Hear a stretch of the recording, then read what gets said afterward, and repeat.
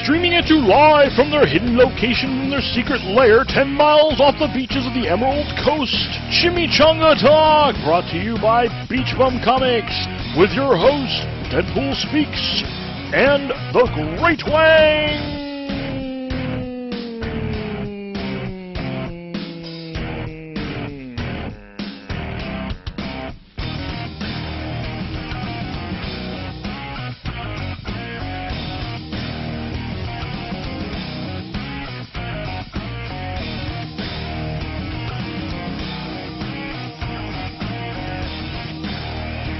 And we're back for another week. Thank you very much to all your listeners out there who've made this show such a success, all four of you which are listening in. And with me, as always, is the Great Wang. How are you doing? Glad to be here. You still need to catch up on there. You know, it's back and forth like ping pong there. Now, we're going to go ahead and just cover some of the interesting news stories of the week right before we get into our special guest. And one of the first interesting things, the Great Wang, you're familiar with Star Wars, correct? Yes, sir. All right. Well, you know who Peter Mayhew is, right? No, I do not. Okay. Well, you know, he had some of the most quotable scenes from Star Wars. That's one of them. So, Chewbacca, Peter Mayhew, is actually in a Kickstarter campaign. I don't know if you've heard about this. This is actually a really cool thing he's doing. Now, Mayhew was born with a gigantism. I don't know if you're familiar with that. Yes, Andre the Giant had that. Well, well, yeah, actually, he did. You think I don't know everything? I know some things. Okay, at least I got to give you credit for that much. So, now it gave him a height of 7 feet 3 inches tall, and it also got him, you know, the role of a lifetime playing Chewbacca. So he has great difficulty standing up and straight, and he can't walk without the use of a cane or a wheelchair. So his doctors have come up with a series of surgeries that could give him the ability to walk unassisted. So this is actually like really great news for him. Now, where this comes back to all our listeners out there is that they plan to film a documentary that follows Mayhew from his last convention prior through the 4 surgeries up until he can walk again. So they're trying to produce this film, and it's going to be able to help out a lot of people that have this problem. And, you know, this is also a great look at his life growing up in England with gigantism. They have amazing incentives that you can click on, and I know that I'm going to go ahead and give the link to it. It's a Kickstarter project, and the Kickstarter project is simply called Standing in the Stars. So you can go ahead and go on to Kickstarter.com and look for Standing in the Stars, or just look for the list. It's a really good thing. They have really good incentives if you want to go ahead and contribute to this great film. So that's something cool in the news. What do you think of that, Wang? Very good, man. I mean that sounds very interesting. You know, to delve into his life and the struggles that he's had. You know, since they're kind of rebooting Star Wars, and well, not rebooting. That's a taboo word to use. Since they're continuing the saga. Oh, how about that? Yes. There you go. Since they're continuing this and they're bringing a lot of the cast back, it'd be really nice for him to have another opportunity to possibly reprise the role of Chewbacca.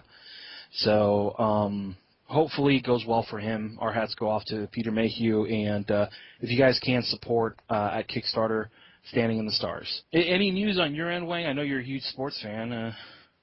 Well, I mean, I was, looking at the news. I watch some news from time to time, and the biggest thing for anybody who likes to eat this week is there's free breakfast at Chick-fil-A. That's right. I said free breakfast at Chick-fil-A. Free breakfast at Chick-fil-A. Is that what you said? That, you know what I said? I said free breakfast at Chick-fil-A. And the odd thing is they're not even paying us for this promotion here, and I don't see why they would, because they're giving away free food, so why would they? Anyway. Wait a minute, they're not paying for... Why are we doing this? Why are we even here, Exactly. But yeah, apparently through the 14th, you go to Chick-fil-A and they just give you a free breakfast. I don't know if it's just a chicken biscuit. That's up to you. Just go to the drive-thru and tell them the Great Wang said you want free breakfast. So, I'm pretty sure that will go over very well. Hey, this guy Wang told me you give me some food. I'm just saying you got to name drop when you can. You won't get anything extra if you say the Great Wang told me to get free breakfast. But if it helps, it helps. If not, you're still going to get free breakfast according to everything I've read about on the news. So, I mean that's the biggest thing I see going on. The NFL season kicked off this week and some teams won, some teams lost. So if your team won, congrats. If they lost, then the season left. There's always next week. There's always next week. So, don't put all of your eggs into one basket and go, wow, the season's over. Man, come on. There's a lot to go. Well, do you know how well the Dolphins did? Yes, they beat the Cleveland Browns by a score of something to something. That's fantastic. Yes, they did. I know that's your home team, and yes, they did well. Well, it's sad because being a fan of comics and everything else, I don't have time to watch sports. So I'm kind of hoping on you, Wang, and leaning on you to give me that extra points on my man card that I needed, which obviously didn't work today since you said some people scored and some people lost, which. Our great superhero Captain Obvious could have told me either way. Well, I would have known all that information, but I was too busy shoveling down my Chick-fil-A free breakfast sandwich. No promotion needed. Money will be accepted from the Chick-fil-A Corporation if they need to. Give it to us. So. There you go. And still, we just give it away here, people. In other news and just comic news here, Ben Templesmith, which he's been a great artist on 10 Grand, which is a comic that I rant and rave about, has actually been replaced by C.P. Smith. The reason being is Straczynski, the guy who's writing the actual comic, has attempted to get a hold of Templesmith, and he's just MIA. Some of his friends say that he's okay. He's kept like a really low profile in social media and throughout the internet since August. So he's like kind of been missing in action, hasn't contacted anybody. But like I said, friends say he's okay, which is what's important. And Straczynski says, hey, look, I gave him every chance I could to continue drawing this because his drawings actually really make this comic what it is. He does beautiful work. So it's really sad to see him go because he had to be replaced. Straczynski said it was more of a choice to continue with the fan base. The fans and the retailers demand the product, and the product has to make it onto the shelves. So unfortunately, Templesmith is gone, and C.P. Smith is in. And another news, Baltimore, the Baltimore Comic-Con was this weekend, which we still have a lot of people getting over the fatigue of that. And I don't know, Wang, if you're familiar with the Batwoman controversy that's been going on right now. A little bit. Tell us more. Nice segue. So, basically, what's been going on is that the Batwoman character, when DC refused the current writer Williams and Blackman to push forward with their idea of Batwoman getting married. Now, a little bit of backstory: Batwoman was created in 2006, and it marked a huge milestone for DC. Which it was their first fully gay character. Mm-hmm. And, they received a lot of different letters for it, but they've always stood behind this character and pushed and supported, and a lot of fans were kind of upset. They were like, well, why are you making this such a big deal? Why can't they get married? And, they're not citing that it's a political issue or a social issue, but more of a character issue. So they're saying they don't believe that the character of Batwoman would put its personal life, her personal life, it's not an it, but her personal life before her commitment to the role of a superhero. So just like, many superheroes don the cape and cowl or, the mask to protect their identity, one of the things they forego, and we see this with Batman and with all the other characters, is the ability to have a really solid personal life. Oh, okay. So at the Baltimore Comic-Con, this weekend, they actually announced that Mark Andreyko, who's done things like Batman, Streets of Gotham, and Manhunter, will be taking over the series. And Andreyko is actually an openly gay writer. And so a lot of fans are actually really excited to see what he's going to be able to contribute to the series. And the kicker is, though, he'll be taking over in issue 25, which is 2 issues prior to the Williams and Blackman run, which was slated to end. So it's like they're taking the last 2 issues away from them. So the company states it's, so the new direction will tie into the Batman Year Zero storyline, but it could just be simply a way of payback since they burned the hell out of the bridge that they did with DC just walking away.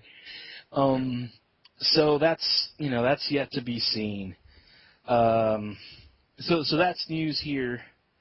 Anything else on your front, Wayne?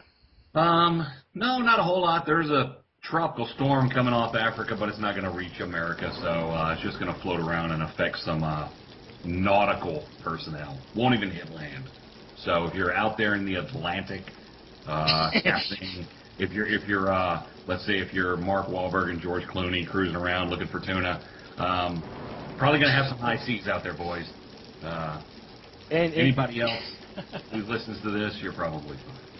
And, of course, we wish all our brethren who are listening to our podcast in the middle of the Atlantic, all however many hundreds. 100, there may be 1,000. Out there floating in the middle of the Pacific with internet access. Our seafaring comrades are out there, listening to Rime of the Ancient Mariner by Iron Maiden, and they are fishing, getting weather forecasts via podcast. Exactly. So you heard it here first. Tropical storm coming off of Africa. Sharks and submariners beware. Well, if any of our fish friends have access to the podcast, I would advise them to dive deep and avoid the high surf. Not only that, remember that Chick-fil-A has free breakfast, so if any of you fish... Somebody said that, and I believe it to be true because I've already eaten it. Oh, okay, then you know what? It's true. So, guys, get out there, get your free Chick-fil-A breakfast. Let's run them into the ground. I'm pretty sure the lines are going to be through the roof crazy at Chick-fil-A now because of all the millions of listeners. Yes. Even boats will be headed to harbor to get said Chick-fil-A. Exactly. So now with all the news of the week kind of set aside, I want to go ahead and introduce a man who needs no introduction except from me. We have someone very interesting. I've had the pleasure of meeting this man. And he stands at a whopping 6'9" tall, just amazingly tall man. Kevin Lepore. And I don't want to introduce you because I'm not going to do it justice. But this man is actually responsible for a lot of Kickstarter campaigns, great horror writer, and con circuit traveler. So, Kevin, thank you for being on the show. Well, thanks for having me. So, Kevin, tell me a little bit about what you're doing right now. I know you have your hands in a couple little cookie jars now, but fill me in a little bit, fill in our listeners, and let us know what you got. Okay, well, I co-own an independent comics publisher label, Inverse Press, with an artist I work with frequently named Amanda Rachels, and got a few projects ongoing right now. The one that's currently on Kickstarter is called Last Ride for Horsemen. It's a steampunk or western style take on the Four Horsemen of the Apocalypse. A little bit of a microcosm take on the apocalypse where it happens just in one small town. And in this first issue, we've got the Horseman Famine coming through as a giant plowman. And it's really great art.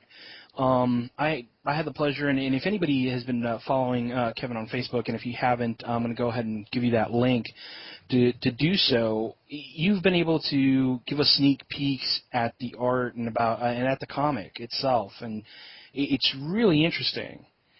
Yeah, we've got 4 preview pages up and plus 3 alternate covers on Kickstarter right now, and those can be viewed by just going to Kickstarter.com and searching Last Ride for Horsemen, and you can see all of those. We wanted a different take on the Famine Horsemen. If you see, the Famine Horsemen in classic paintings or in classic comic literature, even in the X-Men titles, for example, Famine's always this super skinny, diseased, poor creature that makes people hungry, but ours is a giant muscular plowman that goes through and just destroys crops and food animals, and he makes people hungry in much more violent ways than the previous incarnations I'm aware of.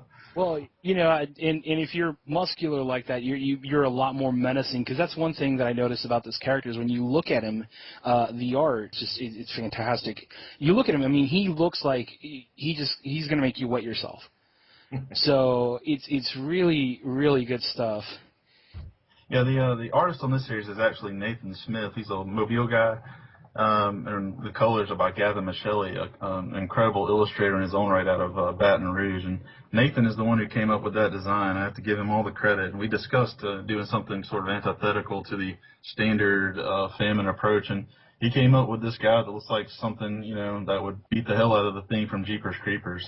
If they met in the cornfield, Have you worked with him before in the past? We did. I've known Nathan for some time, just as a friend of a friend. But a few years ago, we met some folks at MegaCon that were doing a web series called APOC Boys, which is a zombie-type web series, and they contacted me a few months later, wanted to do a little web comic, and I talked with Nathan. He had done some fan art for us for our original horror book called Clown Town, and he was interested in doing some little 4-panel strips. I've actually posted a couple on our Last Ride for Horsemen Facebook page, and he did those, and I was so impressed with the detail and the anatomy and just the composition of what he did with those 4-page strips. I begged him for 2 years to work with me, and he finally agreed. The Great Wang here was a former failed magician, and the art of begging is actually something he didn't learn very well.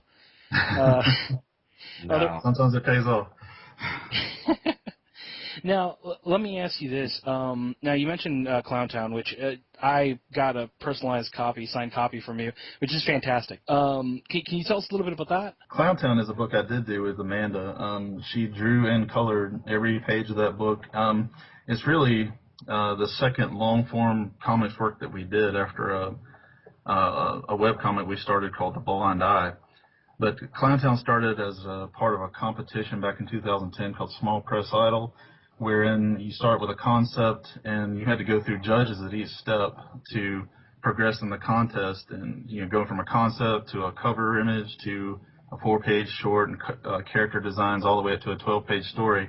And we wanted to do a take on killer clowns that wasn't stereotypical to them just kind of being madcap mayhem makers, just running through killing people with cotton candy and shadow puppets. We wanted ours to have a mission. And so, the clowns are really supposed to be for kids. They're supposed to be entertaining for kids. So ours are protectors of children, and specifically protectors of abused children. So they still have kind of the zany, violent tactics, but they exact their revenge from abusers of children. So it's a story with a little bit of a message, but it still has there's some comedy in it, some dark humor for sure, but definitely a different angle than I've seen on Killer Clowns before. Yeah, that was a different angle to go with that, and that was pretty long too. I mean, what was that graphic novel? Was that was like 100 pages or so, huh? Yeah, I think the core story, as I recall, is 96 pages, and then we've got in the graphic novel itself, we've got 2 8-page shorts that are kind of historical, missions for the clowns that weren't shown in this story itself. Yeah, that is great stuff there. Well, thanks. We're very proud of it. And I mean, and it's funny how you mentioned the whole killer clown thing, because I guess of that genre, even though it's a little kitsch, it's still. Oh, yeah. it's still great. I mean, you still have people who probably pick it up thinking it's something in that general area, that it's going to be like a comic like that, and then it turns around and it becomes something completely different. So, yeah, and that's kind of the take we wanted to have on it. A reviewer that looked at the digital version of it recently, that was he was expecting some sort of zany comedy tale, and he said when he got through, that wasn't what he got at all, and he liked that aspect of it, that it was a complete different take by the end of the story from where it starts off. exactly, and I mean, you don't really expect these kind of sadistic looking clowns to be the defender of abused children. I mean, Right. really, it's like way out there in left field. So Yeah, and I think there have been reviewers that read it that really got what we were trying to communicate, that for these types of people that these clowns are going after, you can't really take out the kind of revenge that they deserve, but the clowns can. So it's kind of cathartic in a way to watch those people get their due. You've done a great job, with your company, and you've really pushed a lot of these ideas forward. You've mentioned that, the Last Ride for Horsemen wasn't your first Kickstarter campaign, and you've done this before. Now, I'm pretty sure there's a lot of listeners who have these ideas and don't know exactly what to do with Kickstarter. I mean, how do you go about this process? I mean, do you have a plan that you're like always, this is my go-to plan, this is how I'm going to move forward with this comic, or what do you do for promotion purposes? Yeah, there's definitely a plan. It's constantly evolving as we go along. For one thing, the Kickstarter community is still a very young phenomenon, and it's evolving. You have to kind of change with it. We published Clowntown through Kickstarter campaigns a couple of years ago, and the most important thing I can tell anybody is that you have to lay groundwork ahead of your campaign. You have to have a fan base willing to come in and support you before you ever think about putting together a Kickstarter campaign. And ours came from that Small Press Idol competition. We had 40 to 60 people that followed that book, and when we put it on Kickstarter, they were there and they pledged it, and that's what allowed it to be funded. Of course, you have to be hoofing it every day during the campaign. You've got to be sending out press releases. You've got to be doing what we're doing right now, talking on podcasts. You've got to be at cons as frequently as possible in advance of and during the campaign. You've got to be emailing people that you've accessed through email before giving you their email with permission. You've got to have a web presence, not just with social media, but we have our own website at inversepress.com. Mm-hmm. It's such a multifaceted approach, and like I said, it changes every time. And you've got to have creative rewards. You've got to have things that people want. For example, for Last Ride, we've got a sketch cover, and Nathan, who's a great likeness artist, he's really good with likenesses. He will draw your head on the cover, and the static image on the cover is the horseman Fannin, the plowman, chopping off somebody's head. But when he finishes with it, it's your head on the cover. Exactly. I saw that. That was fantastic. Oh yeah, that's his head on the example cover. By the way, he drew himself being decapitated. It's amazing. And so things like that. We've actually included opportunities to take roles in the comics yourself. We'll draw your likeness in, name the character after you. One of the clowns in Clowntown was a guy, Alex Paulson, from the Northeast. He bought that role, and he's been that clown in every book and every illustration that we've done for the book. And we're doing the same thing with Last Ride for several roles. And that's actually fantastic information to share, because a lot of people really don't know how to really get their name out there. And I mean, people and fans everywhere, you see these, and that's what they're called, fans, fanatics, people that want to help you, support you, and really enjoy your work, and you give them that ability to actually jump into your world. That's right. We want to make them a part of the project. Even sometimes creatively, we want them to feel a part of it. I mean, the type of rewards that we offer, I mentioned the roles, but there are also chances to get premier sponsor credit in the inside cover of the book.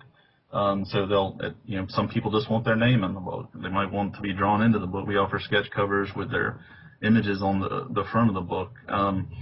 And over time, those people become faithful backers. We've got a solid core, and that's the best advice I can give anybody that's interested in crowdsourcing through Kickstarter or Indiegogo or any other source, is be good to the people that back you, treat them well, deliver their rewards on time, deliver them accurately and with a lot of pride, and they will follow you. And I can tell you there are 30, 40, 50 people I know every time we run a Kickstarter are going to back us because they know that they're going to get their book within 3-4 weeks at the end of the campaign. They know that if we've promised them art or if we've promised them a credit in the book or an image in the book, they're going to get it and it's going to look good. And, you know, they send us emails when we don't have campaigns going on. It's like, when are we going to have another campaign? When are we putting out another comic? And they feel invested, and we want them to. They are invested, and they're important to us. You see, that's really important, and that's a lesson for the Great Wang as well, because you know, he invested money on a lot of assistants, which he chopped in half. Remember, I told you he's a failed magician, and Yeah. I mean, he took it to the next level. You want to explain that, Wang? Yeah, I mean, it was I was making the wrong people disappear, and I was you know, supposed to cut the girl in half. She ended up in fourths, and it was a bad time in my past. But maybe if I had had Kickstarter to probably I could Maybe some expand. help with fractions, yeah. Obviously, because apparently math was completely off with that one. But, and you know, sometimes they say that quality, you know, is a lot more important than quantity. Mm-hmm. And you just said it right there where you said, you know, we promise that we're going to go ahead and give you what we say we will. And a lot of people forget how important that is. And I know that, you know, if I was pledging forward and I got, you know, a comic with a decapitation of the Great Wang, as much as I would enjoy that, that would not be what I paid for. Yeah. You mentioned about doing the cons, and the con circuit is actually, and you know, I've talked to many other people who do cons, and it's a grueling task. It's like a marathon. It is. Give me your view on doing the cons, because a lot of people think, well, you know, if I go to the cons because I love being a fan, they forget what it's like to being locked at a table all day. So tell me a little bit more about that part. Well, it's really fun. I'll say that. It is grueling. It's exhausting. And as much as I would like to say that we go out and have a blast after the close of every day, it's usually not possible because we're wasted, just trashed from talking all day, from talking over the din of the crowd, from walking back and forth to get product from the room if necessary. But you have to be on that entire time. There's barely time to take a break to eat or anything. But it's, you know, there's such a sense of community at cons, and that's the really gratifying thing. It makes it fun. It makes it great to talk to people who are interested in what you're creating, and to share experiences and like interests with them about other areas of pop culture that are important at the moment, where there's movies or other comics, and but it's great. It is very tiring. Yeah. But I wouldn't trade it. I mean, we love it. We've got a busy con schedule coming up. We're in Cincinnati on Friday through Sunday this week, and then in 2 weeks we're at PalmCon down in West Palm Beach. West Palm Beach, yeah. We're at Comic Book City Con in Greensboro, North Carolina at the end of October. So very busy schedule coming up, but it's all completely worth it. It's tough for me to enjoy a con from the fan side now because I'm so entrenched on the other side of the table. It's very much business, but just a ton of fun getting to know people and building relationships in that way too. Exactly, and that's one thing. You know, you're kind of like at the head of your company. You know, this thing that you've kind of built. So you know, you must take a lot to basically keep your baby growing and keep this, you know, running at full steam. Yeah, there's no doubt. You're working every single day. I have a full-time day job, a career that sort of supports a lot of this. But yeah, when I get home, that's what I'm doing. I'm either writing or lettering or some sort of design work or promotion for Kickstarter, or promotion for our digital comics, or whatever we've got coming out in print, or planning 6 months down the road for other projects. So yeah, it's very busy and but very gratifying. It's great to see it growing and sticking. Exactly, and building that fan base, like you said, because that's so important. Because without the fans, you really don't have anything. That's right. Yeah, a book that you can read. That's about it. But it's nice when other people read it. Exactly. Yeah, I've talked to other people who have done the cons, and you know, from the artist side, and that they all say that you have to approach it as a work day as opposed to a fun day where the fans think it's just a fun day. You're basically, it's like being on a 8 or 10 hour date, and you're constantly promoting yourself Yep. to every new person who comes in to sell them on what you do. So, and you just back that up. I've heard numerous people state that. Yeah, and going along with that date analogy, and then you get rejected about 50% of the time. So, but you get used to it. You build up a thick skin, and most shows, though, the majority of people are happy to hear about your work, and even if they're not interested in buying, they're very gracious to take time to look through it, to talk to you about it, and that in itself is a lot of fun. And, you mentioned about having a thick skin, and a lot of times people really don't know how to handle and deal with criticism well, as far as, it's one of the toughest parts of any business, and when you're creating something and you love it as much as you do, it's really hard to hear that criticism. So what do you do when, let's say you get a bad review, or, what notes can you give others on how to handle basically somebody who's just bashing your work? Well, in all honesty, we've not had yet a bad review, which has amazed me, to be honest, because the types of stories we tell tend to be a little controversial, particularly on the violent side, and that tends to permeate our work for whatever reason. I don't know if it's growing up on the 80s horror movies or what it is that brings those elements to light, but the reviews have been 100% positive for us. Now, there are points of criticism about the writing or sometimes the art or the coloring, and I would give the advice that you take what's constructive out of that and leave the rest. If somebody's pointing out an element of the storytelling, then you look at it. Can I grow from this? Can I add to my writing repertoire with this? And if you can, apply it. I mean, you've got to be able to listen to other people, and their opinions of your work, or else you're just out there on your own without any sort of editor or other voice. And the same goes for the art. I mean, we've had little points of criticism about certain things, and when I talk to the artist about it, I've had one or two take it personally, and you sit down and talk to them and say, look, they said the art was great, but they would like, this one thing may be adjusted. So you take it, if you feel it applies, make some changes next time. If not, toss it out and move on. But Exactly. I think criticism's good. You got to have those other voices. You can't just rely on your own to guide your work. Exactly, and I think you said something really important there, as far as you take what's constructive out of it and just leave it, because it's the opinion of one person, and what you might think would make a great change because somebody else suggested it might not be great for all the other people viewing your work. Yeah. So, no, absolutely. Honestly, I just appreciate when anybody takes the time to review our work.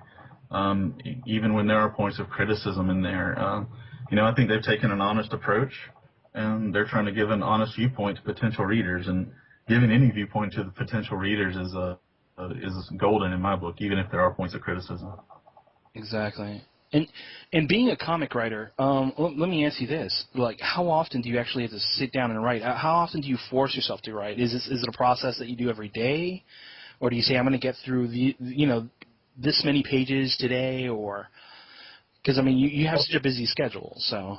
Yeah, and ideally I would write every day, and there was a time where I wrote every day, but as far as writing creatively these days, since we took this more in a business direction, it just doesn't happen. There might be, in all honesty, 2 or 3 days a month where I take time to write creatively. I'm very far ahead, I'll say that, on my script writing. Mm-hmm. In terms of where the art is. So when I write in spurts, and I'll write an entire issue, for example, get ahead, and then I have to go back. What I spend a lot more time writing are text for Kickstarter pages, press releases, Facebook posts, letters to websites asking for coverage, articles. When we've had some articles posted on Bleeding Cool that I wrote. Mm-hmm. Things like that, to get the word out more so than the actual creative side of the writing. But at this point, like I said, Last Ride, I finished writing that almost a year ago. It's completely written all the way through, and the artist is hard at work on the next book. Everything but the faces that we have to draw based on the Kickstarter campaign.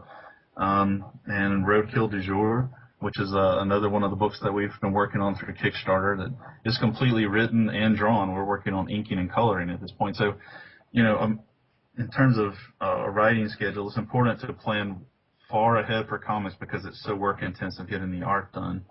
So as much as I would like to write every day, it's just not realistic since I also run things on the business side. And let me ask you this now. And do you find time to actually read other comics? I mean, is there anything particular that you're reading now? Yeah, I'm still a superhero junkie, just like I grew up on X-Men. I've always been an X-Men freak. I still am, and I'm glad to see the books coming back around to a higher quality of writing. I've really liked what Bendis has done with All New and Uncanny. Yes. In particular, the bringing back the original X-Men has brought a genius dynamic to it to me. The kind of point-counterpoint clashing ideologies has been a lot of fun to read, and the talky way that he writes really jives with what I grew up on with Chris Claremont. So I read a lot of that. I read Saga, of course. Saga, yeah. I mean, that is a great series. I personally love is what Image is doing, moving forward with more adult-based comics, of leaving the traditional superhero image behind and hitting more grittier stories like Saga, like Revival. East of West, very good series. East of West, yes. Actually, and it's curious because you mentioned that series, which is kind of like the Western, and it deals with Four Horsemen. But I mean, it's a different take, and like you said, it's the way they address their characters. Oh yeah, and East of West is like the comics answer to epic poetry. Yeah. There's nothing else like that book that comes out, and it is a very different take on the Four Horsemen, where you've got the three of them are children hunting down the fourth one. Yes. Yeah, it's a really cool book. I don't always quite get what's going on, but it's fun to read regardless. It's a really, really strange book. Love it. Now, how about 10 Grand? Have you read that yet? I have not. That's a JMS series. Yeah. Straczynski, yes. Actually, I've been recommending that for a lot of people, especially a lot of the younger groups that whoever I've talked to, I've said, hey, you really got to pick this up and kind of read it, just because it's a gritty noir. I mean, I don't normally tear up with comics, and the second one, had me like a little girl watching Justin Bieber. It was absolutely amazing, and it really plays with your emotions in such a way. If you haven't read it, I'd definitely recommend it. Okay, I'll check that out. It's really good. And now I know that you mentioned Saga, and that actually went on hiatus for a little bit, and it's come back now. Mm-hmm. I really love how the artist in this one actually writes out a lot of the lettering, the narration. It's something different.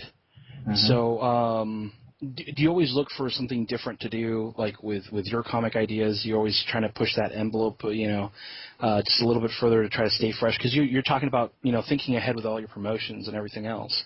Yeah, and I do think our books are a little off kilter.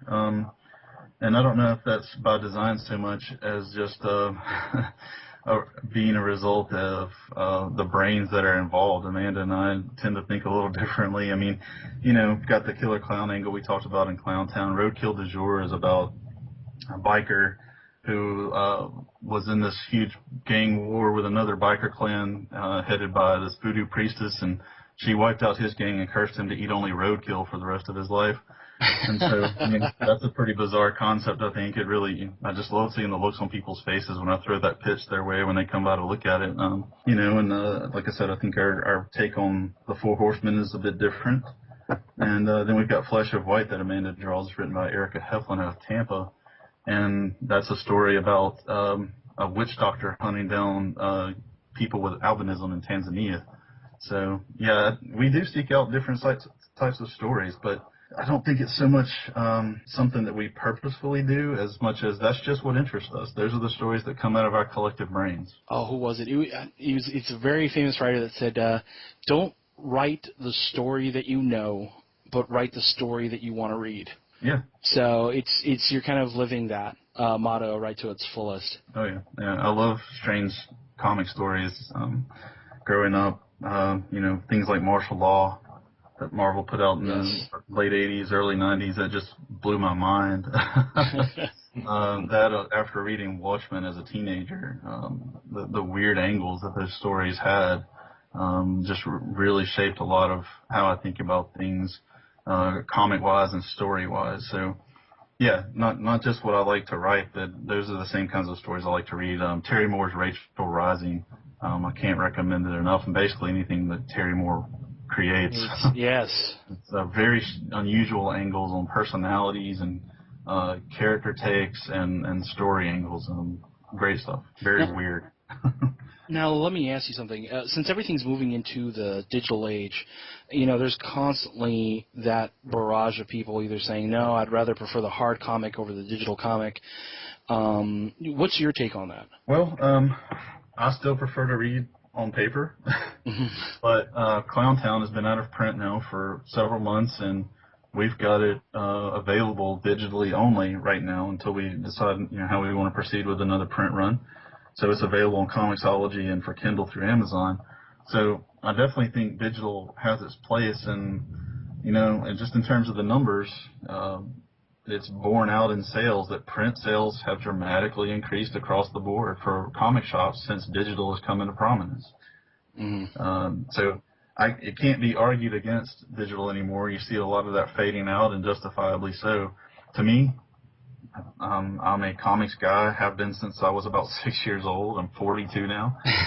It's just, it's great to see comics flourishing, not just in comic shops, but on iPads or phones or Kindles or laptops, and in the movie theaters. It's even on TV now. So it's great to me. I'm loving every angle we can get to get comics out into the general culture. Makes a lot of sense to me, and I'm happy about it. So do you think there's going to be like another boom like in the 90s where you saw all these independent companies pushing out, tons of comics upon us, and, tons of people just collecting and trying to, get into this boom before there's like a comic bubble that pops? Or I think you're seeing it, but it's very different because, that was the height of my collecting around that time. I don't really collect anymore. I buy to read these days, but back then, you go back and read those first Image books, and they're pretty terrible. And the indie boom right now is headed by Image, and these are the books that are getting all the accolades. They're winning the awards. I mean, Walking Dead is the biggest thing in the world right now. It's a black and white Image book, quality read every month. And it's three people working on one book, yes. which is sometimes unheard of. Absolutely, so it's happening. I mean, companies like Oni Press putting out great books. Just across the board, indies are thriving, and even on a smaller scale like us.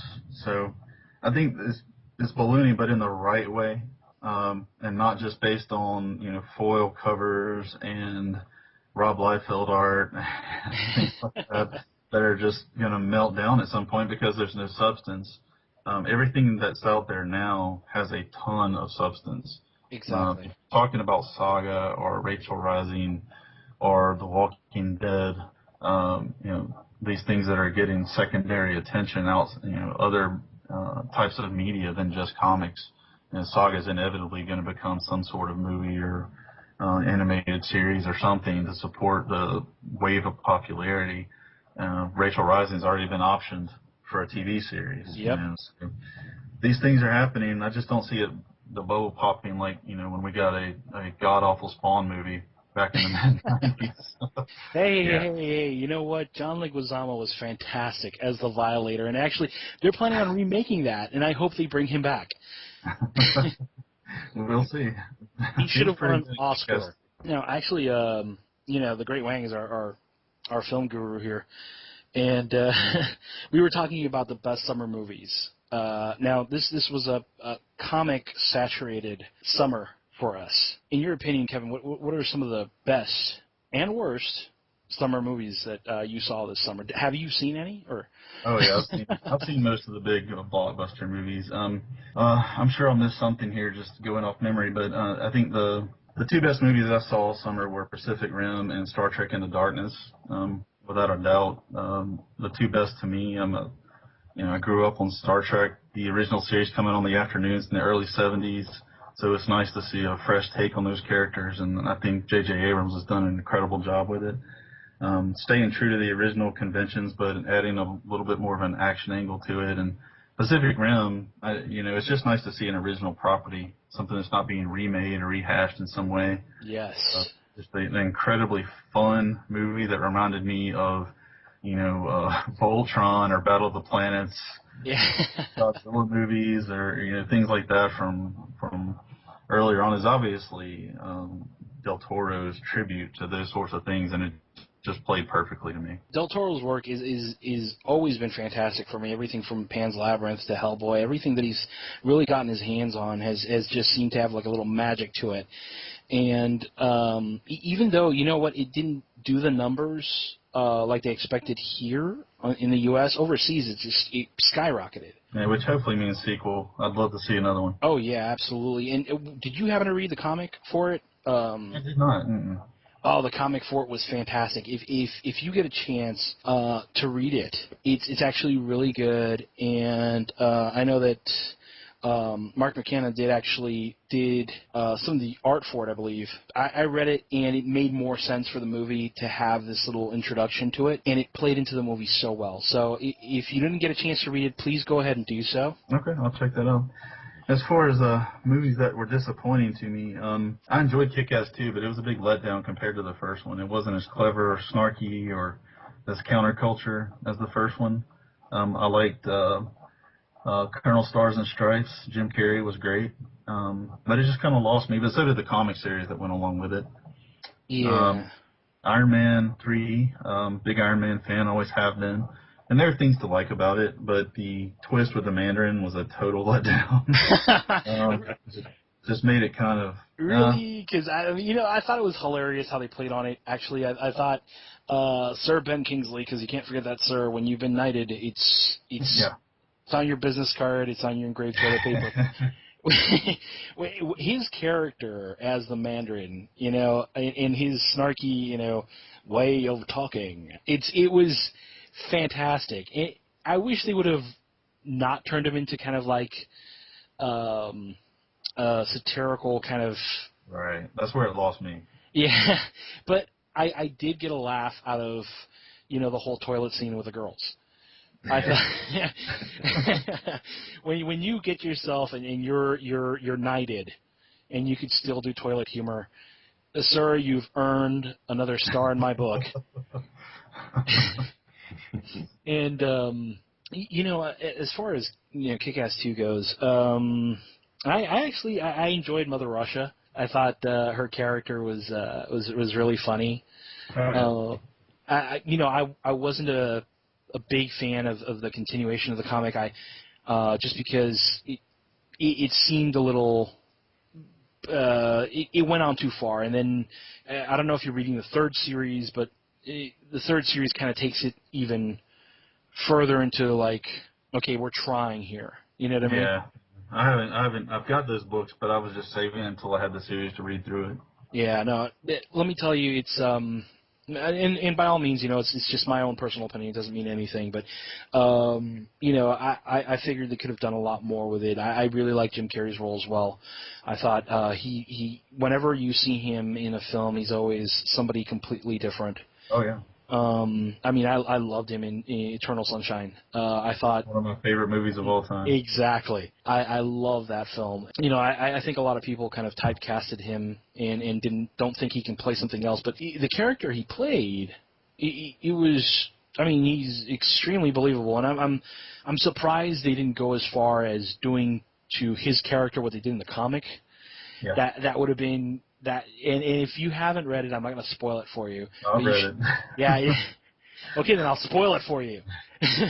But in the comic, they actually chop off the dog's head and put the dog's head on his body. Instead we get to see a little taco action from Mother Russia as she snaps his neck. And I warned everybody. Spoiler alert. There's your warning.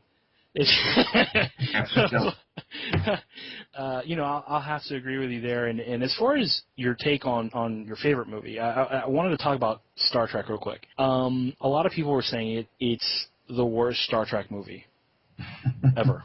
They didn't see one in the 80s, obviously, besides Khan. You know what? I really enjoyed it. I thought it was really good. I don't know why it got bashed so much as it did. And Great Wang, have you seen it? I have not seen it, but I know the fact that it took a lot of heat, but the fact that it grossed $200 million in this country meant pretty much everybody else has seen it.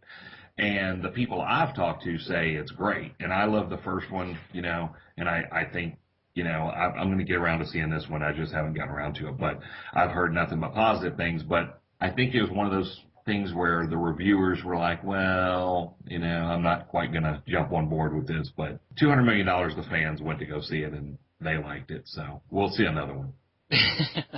Oh, I guarantee it. And not only that, but now I hear that the actor who played Khan is moving on to possibly star in the Star Wars sequel. Is that confirmed?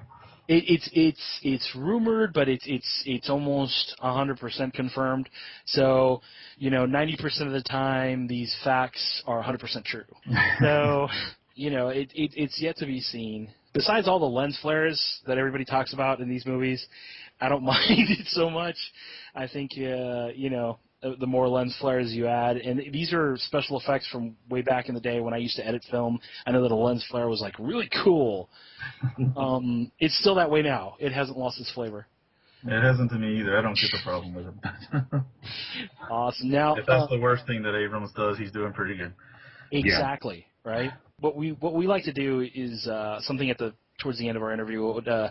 We'd like to do a little piece called Fun with Wang. And we like to go ahead and kind of hit you with some quick questions. And according to how many you get right, you have the possibility of winning a very gracious prize, which really doesn't mean anything to anyone at all. Okay. But it could mean something to you, or you could possibly not win anything at all and be sent home empty-handed, which wouldn't be hard because, you're there now. Yep. So I'm going to go ahead and turn it over to Wang for Fun with Wang. Yes, the goal is also to educate our guests, in case they don't know these, to share these trivia questions with their friends and impress them. So since you're a comic book guy, you're a movie guy, so got a little bit of both in those. And you're a child of the 80s, like I am, so you're a horror and just all-around 80s movie guy. So hey, I was going to tell you really need to work on your R sounds. It's is it just me or did I hear that? Okay, never mind. Just go horror. Yes. Fan. We don't want to get him into any trouble. Right. We go over some different funny bits and everything like that, and there's no wrong or right answers, but just for fun, also for our audience. So, in the name of, speaking of what you were just talking about, Kareem, in the movie Beetlejuice, he went to a strip club. What was the name of that club? Lord, I can see it clearly in my head. I just saw it the other day, but I am not dredging up the name of that club. Yeah, it would take me 30 minutes. It is the Inferno Room. Okay. The Inferno Room. Yeah. Girls. Yep. In the comic book The Watchmen, what was Rorschach's real name? I'm blanking on that one too. We're putting you on the spot. Yeah, I'm failing miserably. It's Walter Kovacs. Okay. Which Friday the 13th movie had the highest body count? I'm gonna go with 2. Two's a good guess, and you, in terms of straight kills, you're probably right, but in Jason X, it's 26 because he blew up the space station. Yeah, Jason X counts. Okay. Well, you were close. I knew it had to be somewhere in between the 1 and the 300 movies that they've made of Friday the 13th. Exactly. What 3 real people were directly responsible for naming Chucky? For naming Chucky? Yeah. No clue. That one, I can honestly tell you I never saw Child's Play. Okay. Well, in the movie, there was a serial killer, and he then took the body of the doll in a weird voodoo ceremony. But the killer's name was Charles Lee Ray, and he was Charles Manson, James Earl Ray, and Lee Harvey Oswald. Wow. So that's a very unusual one. But we'll end with a prop one here. In Psycho from the 1960s, what was the blood made out of? Caro syrup and food dye. Oh, you know what?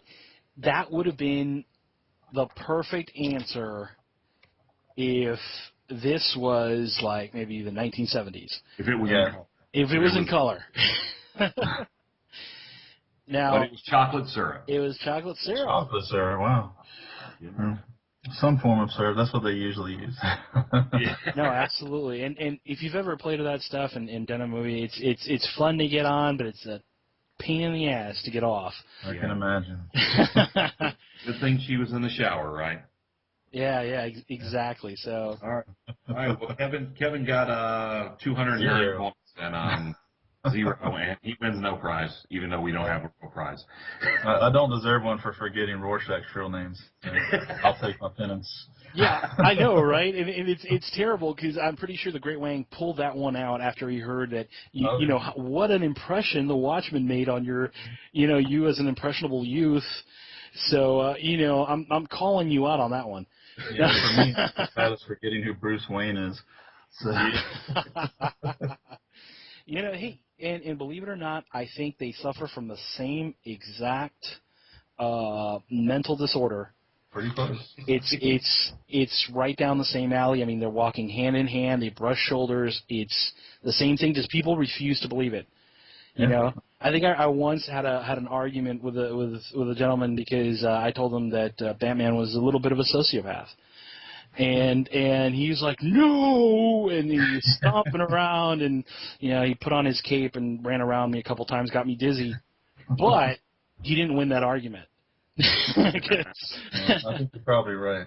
Anybody that acts that way and feels like he's the only solution to crime in an entire city, there's something personality-wise going on there. Exactly, and I mean, you have to admire him because Batman is one of the only real superheroes with absolutely no powers.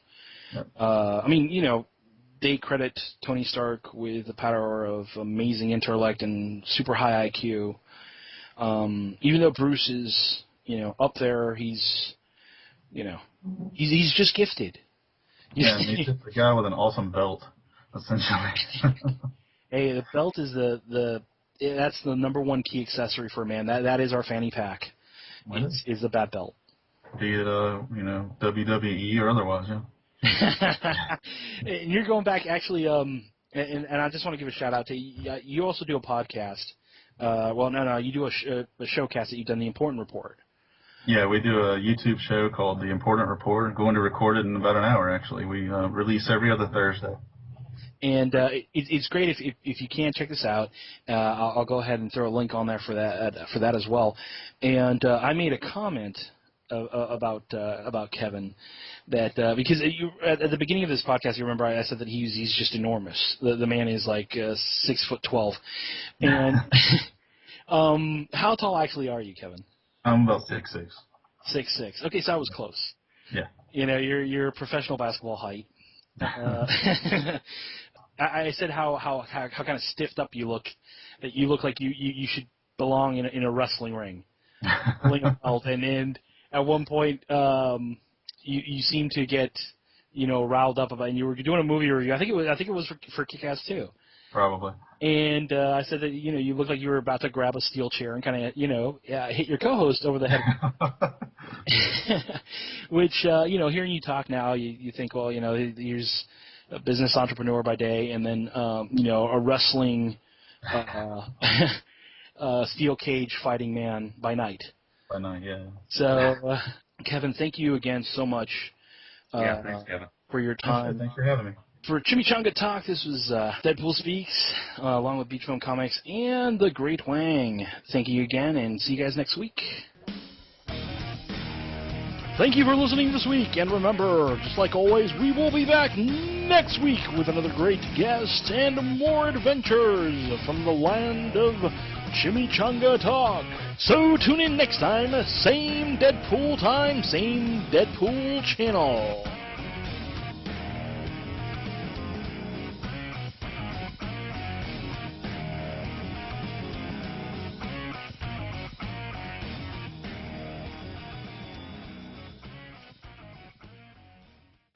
Not only that, remember that Chick-fil-A has free breakfast, so if any of you fish... Somebody said that, and I believe it to be true because I've already eaten it. Oh, okay, then you know what? It's true. So, guys, get out there, get your free Chick-fil-A breakfast. Let's run them into the ground. Yes. Even boats will be headed to harbor to get said Chick-fil-A. Exactly.